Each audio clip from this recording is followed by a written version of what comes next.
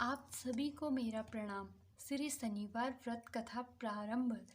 एक समय सूर्य, चंद्रमा, मंगल, बुध, बृहस्पति, शुक्र, शनि, राहु और केतु इन ग्रहों में आपस में झगड़ा हो गया कि हम सब में सबसे बड़ा कौन है। सब अपने आप को बड़ा कहते थे।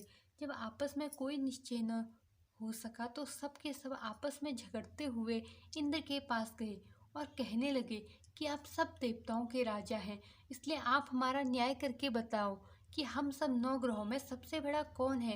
राजा इंद्र इसका प्रश्न सुनकर घबरा गए और कहने लगे कि मुझ में यह सामर्थ्य नहीं है जो किसी को भी बड़ा या छोटा बताऊं।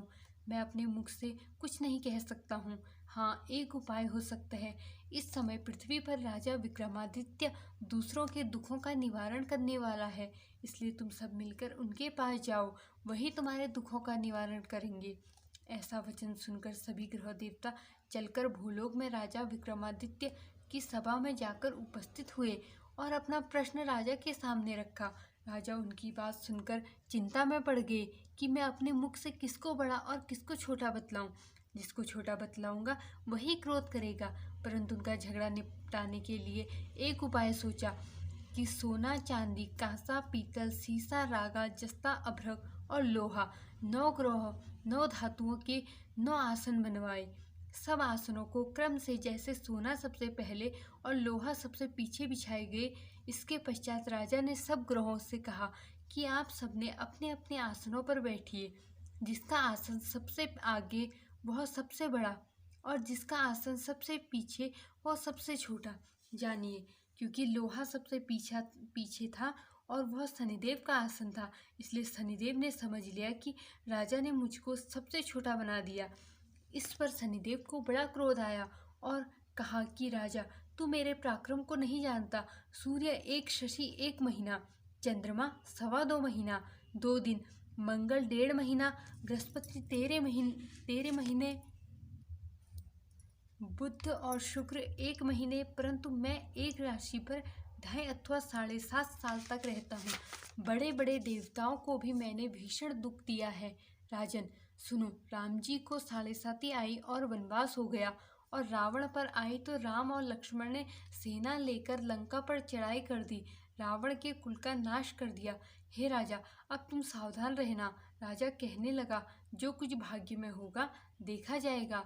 उसके बाद अन्य ग्रह तो प्रसन्नता के साथ चले गए, परंतु शनिदेव बड़े क्रोध के साथ वहां से गए। कुछ काल व्यतीत होने पर जब राजा को 7.5 आए तो शनिदेव घोड़ों के सौदागर बनकर अनेक सुंदर घोड़ों के सहित राजा की राजधानी में आए। वहां राजा ने सौदागर के आने की खबर सुनी तो अपने अश्वपाल को अच्छे अच्छे घोड़े खरीदने की आज्ञा दी। अश्वपाल ऐसी अच्छी नस्ल के घोड़े देखकर और उनका मूल्य सुनकर चकित हो गया और तुरंत ही राजा को खबर दी। राजा उन घोड़ों को देखकर एक अच्छा सा घोड़ा चुनकर सवारी के लिए चढ़ा। राजा को घोड़े की पीठ पर चढ़ाते हुए घोड़ा जोर से भागा। घोड़ा बहुत दूर एक बड़े जंगल में जाकर राजा को छोड़कर अंतर्ध्यान हो गया। इसके बाद राजा अकेले जंगल में भटकता फिरता रहा। बहुत देर के पश्चात राजा ने भूख और प्यास से दुखी होकर भटकते भटकते एक ग्वाले को देखा। ग्वाले ने राजा को प्यास से व्याकुल देखकर पानी पिलाया। राजा की अंगुलियों में एक अंगूठी थी, वह उसने निकालकर प्रसन्नता के साथ ग्वाले को दे दी और शहर की ओर चल दिया। राजा शहर में पहुंचकर एक सेठ की दुकान पर जाकर बैठ गया और अपने आप को उज्जैन का रहने वाला तथा अपना नाम वीका बतलाया। सेठ ने उसको एक कुलीन मनुष्य समझकर जल आदि पिलाया। भाग्यवश उस दिन सेठ की दुकान पर बिक्री बहुत अधिक हुई। तब सेठ उसको भाग्यवान पुरुष समझकर भोजन कराने के लिए अपने साथ ले गया। भोजन करते समय राजा ने आश्चर्य की बात देखी कि खूंटी पर हार लटक रहा था और वह खूंटी उस हार को निगल रही थी। भोजन के पश्चात कमरे में आने पर जब सेठ को कमरे में हार न मिला तो सबने यही निश्चय किया कि सिवाय वीका के और कोई इस कमरे में नहीं आया, अतः अवश्य ही उसी ने हार चोरी किया है। परंतु वीका ने हार लेने से मना कर दिया। इस पर 5-7 आदमी इकट्ठे होकर उसको फौजदार के पास ले गए। फौजदार ने उसको राजा के सामने उपस्थित कर दिया और कहा कि ये आदमी तो भला प्रतीत होता है, चोर मालूम नहीं होता, परंतु सेठ का कहना है कि इसके सिवाय और कोई घर में नहीं आया, अवश्य ही इसी ने चोरी की। तब राजा ने आज्ञा दी कि इसके हाथ पैर काटकर चौरंगिया किया जाए। राजा की आज्ञा का तुरंत पालन किया गया और वीका के हाथ पैर कटवाकर उसे चौरंगिया किया गया। इस प्रकार कुछ काल व्यतीत होने पर एक तेली उसको अपने घर ले गया और कोल्हू पर उसको बिठा दिया। वीका उस पर बैठा हुआ अपनी जवान से बैल हाँकता रहा। शनि की दशा समाप्त हो गई और एक रात को वर्षा ऋतु के समय वह मल्हार राग गाने लगा। उसका गाना सुनकर वह शहर के राजा की कन्या उस राग पर मोहित हो गई और दासी को खबर लाने को भेजा कि शहर में कौन गा रहा है। दासी का सारे शहर में फिरती फिरती क्या देखती है कि तेली के घर में चौरंगिया राग गा रहा है। दासी ने महल में आकर राजकुमारी को सब वृत्तांत सुना दिया। बस उसी क्षण राजकुमारी ने अपने मन में यह प्रण कर लिया, चाहे कुछ हो, मैं इस चौरंगिया के साथ विवाह करना है। प्रातःकाल होते ही जब दासी ने राजकुमारी को जगाना चाहा तो राजकुमारी अनशन व्रत लेकर पड़ी रही। तब दासी ने रानी के पास जाकर राजकुमारी के न उठने का वृत्तांत कहा। रानी ने तुरंत ही वहां पर आकर कुमारी को जगाया और उसके दुख का कारण पूछा तो कुमारी ने कहा कि माताजी, मैं यह प्रण कर लिया है कि तेली के घर में जो चौरंगिया है उसी के साथ विवाह करूंगी। माता ने कहा, पगली, यह क्या बात कह रही है? तुझको किसी देश के राजा के साथ ब्याह जाएगा। कन्या कहने लगी कि माताजी, मैं अपना प्रण कभी नहीं तोड़ूंगी। माता ने चिंतित होकर यह बात राजा को बताई। तब महाराज ने भी आकर यह समझाया कि मैं अभी देश देशांतर में अपने दूत भेजकर सुयोग्य, रूपवान एवं बड़े बड़े गुणी राजकुमार के साथ तुम्हारा विवाह करूंगा। ऐसी बात तुमको कभी नहीं विचारनी चाहिए। कन्या ने कहा, पिताजी, मैं अपने प्राण त्याग दूंगी परंतु दूसरे से विवाह नहीं करूंगी। इतना सुनकर राजा ने क्रोध से कहा, यदि तेरे भाग्य में ऐसा ही लिखा है तो जैसी तेरी इच्छा हो वैसा ही कर। राजा ने तेली को बुलाकर कहा कि तेरे घर में जो चौरंगिया है उसके साथ मैं अपनी कन्या का विवाह करना चाहता हूँ। तेली ने कहा कि यह कैसे हो सकता है?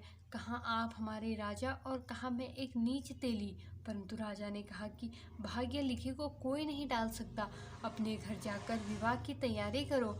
राजा ने उसी समय तोरण और बंदरगाह लगवाकर अपनी राजकुमारी का विवाह चौरंगिया विक्रमादित्य के साथ कर दिया।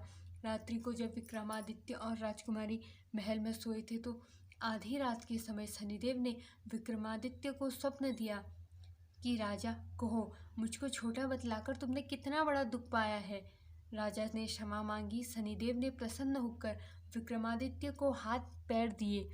तब राजा ने कहा, महाराज, मेरी प्रार्थना स्वीकार करें और कि जैसा दुख आपने मुझे सौंप दिया है ऐसा और किसी को न दे। शनिदेव ने कहा कि तुम्हारी यह प्रार्थना स्वीकार है। जो मनुष्य मेरी कथा सुनेगा या कथा कहेगा उसको मेरी दशा कभी किसी प्रकार का दुख नहीं होगा। जो नित्य मेरा ध्यान करेगा या चींटियों को आटा डालेगा उसके सब मनोरथ पूर्ण होंगे। इतना कहकर शनिदेव अपने धाम को चले गए। राजकुमारी की आंखें खुली और उसने राजा के हाथ पांव देखे तो आश्चर्य को प्राप्त हुई। उसको देखकर राजा ने अपने समस्त हाल कहा कि मैं उज्जैन का राजा ने अपना समस्त हाल कहा कि मैं उज्जैन का राजा विक्रमादित्य हूँ। यह बात सुनकर राजकुमारी अत्यंत प्रसन्न हुई। प्रातःकाल राजकुमारी ने उसकी सखियों से पूछा तो उसने अपने पति का समस्त वृत्तांत कह सुनाया। तब सब ने प्रसन्नता प्रकट की और कहा कि ईश्वर ने आपकी मनोकामना पूर्ण कर दी। जब उस सेठ ने यह सुना तो वह विक्रमादित्य के पास आया और राजा विक्रमादित्य के पैरों पर गिरकर क्षमा मांगने लगा कि आप पर मैंने चोरी का झूठा दोष लगाया, अतः आप मुझको जो चाहे दंड दे। राजा ने कहा, मुझ पर शनिदेव का कोप था, इसी कारण यह सब दुख मुझे प्राप्त हुआ। इसमें तुम्हारा कोई दोष नहीं है। तुम अपने घर जाकर अपना कार्य करो। सेठ बोला कि मुझे तभी शांति होगी जब आप मेरे घर चलकर प्रतिपूर्वक भोजन करोगे। राजा ने कहा कि जैसी आपकी मर्जी हो वैसा करें। सेठ ने अपने घर जाकर अनेक प्रकार के सुंदर भोजन बनवाए और राजा विक्रमादित्य को प्रतिभोज दिया। जिस समय भोजन कर रहे थे एक अत्यंत आश्चर्य की बात सबको दिखाई दी।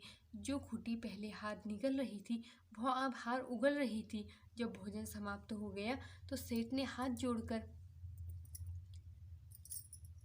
बहुत सी मोहरें राजा को भेंट की और कहा कि मेरे श्रीकंवरी नामक कन्या है, उसका परिग्रहण आप करें। इसके बाद सेठ ने अपनी कन्या का विवाह राजा के साथ कर दिया और बहुत सा दान दहेज आदि दिया। इस प्रकार कुछ दिनों तक वह निवास करने लगा।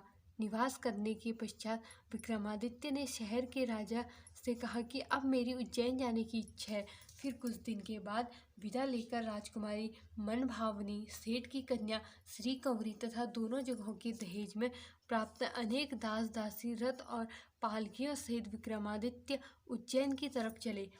तब जब शहर के निकट पहुँचे और पुनर्वासियों ने राजा के आने का संवाद सुना तो समस्त उज्जैन की प्रजा अगवानी के लिए आई। तब बड़ी प्रसन्नता से राजा अपने महल में पधारे। सारे शहर में बड़ा भारी महोत्सव बनाया गया और रात्रि को दीपमाला की गई। दूसरे दिन राजा ने शहर में यह सूचना कराई कि शनिचर देवता सब ग्रहों में सर्वोपरि है। मैंने इनको छोटा बतलाया, इसी से मुझे दुख प्राप्त हुआ। इस कारण सारे शहर में सदा शनिचर की पूजा और कथा होने लगी। राजा और प्रजा अनेक प्रकार से सुख भोगती रही। जो कोई शनिचर की इस कथा को पढ़ता या सुनता है, शनिदेव की कृपा से उसके सब दुख दूर हो जाते हैं। शनिदेव की कथा को व्रत के दिन अवश्य पढ़ना चाहिए। ओम शांति, ओम शांति, ओम शांति। बोले शनिदेव महाराज की जय।